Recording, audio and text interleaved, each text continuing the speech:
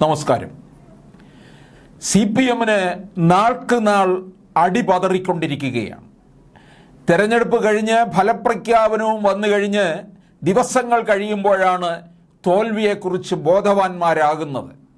മറ്റെല്ലാ കമ്മ്യൂണിസ്റ്റ് രാജ്യങ്ങളിലും സംഭവിച്ചതുപോലെ അടിമുടി ജീർണിച്ച് CPM-ന്റെ തെരഞ്ഞെടുപ്പ് പരാജയം കാലഘട്ടത്തിൻ്റെ അനിവാര്യതയായി മാറിയിരിക്കുകയാണ്. 1980-കളുടെ മധ്യത്തോടെ കിഴക്കൻ യൂറോപ്പിലും പഴയ സോവിയറ്റ് യൂണിയനിലും സംഭവിച്ച കമ്മ്യൂണിസ്റ്റ് ഭരണകൂടങ്ങളുടെ തകർച്ച സോവിയറ്റ് രാഷ്ട്ര വ്യവസ്ഥിതിയുടെ തന്നെ ശിഥിലീകരണത്തിനും കാരണമായി.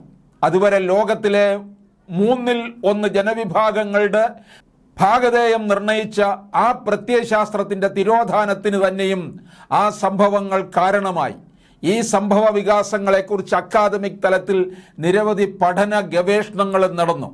ഈ ഗവേഷണങ്ങളെല്ലാം അടിവരയിട്ട് പറഞ്ഞ ഒരു കാര്യം, വിവരസാങ്കേതിക വിപ്ലവം യാഥാർത്ഥ്യമാകുന്ന ഒരു സമൂഹത്തിലും പിന്നീട് കമ്മ്യൂണിസം പിടിച്ചു നിൽക്കില്ല എന്നാണ്.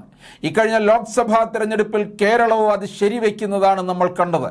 കമ്മ്യൂണിസ്റ്റ് പാർട്ടികൾ എക്കാലത്തും അസത്യങ്ങളുടെയും അർത്ഥസത്യങ്ങളുടെയും അടിത്തറയിലാണ് വളർന്നു വന്നത്.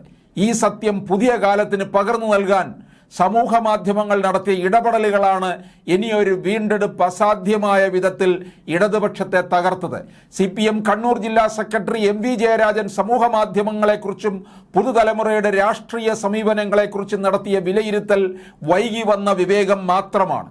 കാലഘട്ടത്തിൻ്റെ ചുവരെഴുത്തുകൾ തിരിച്ചറിയാൻ കഴിയുന്ന പ്രസ്ഥാനങ്ങൾക്ക് വെല്ലുവിളികളെ അതിജീവിക്കാനാവൂ എന്ന സന്ദേശം കൂടി ഇടതുപക്ഷത്തിന് നൽകുന്ന തെരഞ്ഞെടുപ്പാണ് ഇക്കഴിഞ്ഞത്. നവമാധ്യമങ്ങളെ അവഗണിച്ച് ഇനി മുന്നോട്ട് പോകാനാവില്ലെന്ന ഓർമ്മപ്പെടുത്തൽ കൂടിയാണിത്. എന്തായാലും പാർട്ടിയിൽ നിരവധി ചർച്ചകളും മറ്റും നടക്കുന്നുണ്ട്. പക്ഷേ എങ്ങുമെത്താൻ വഴിയില്ല.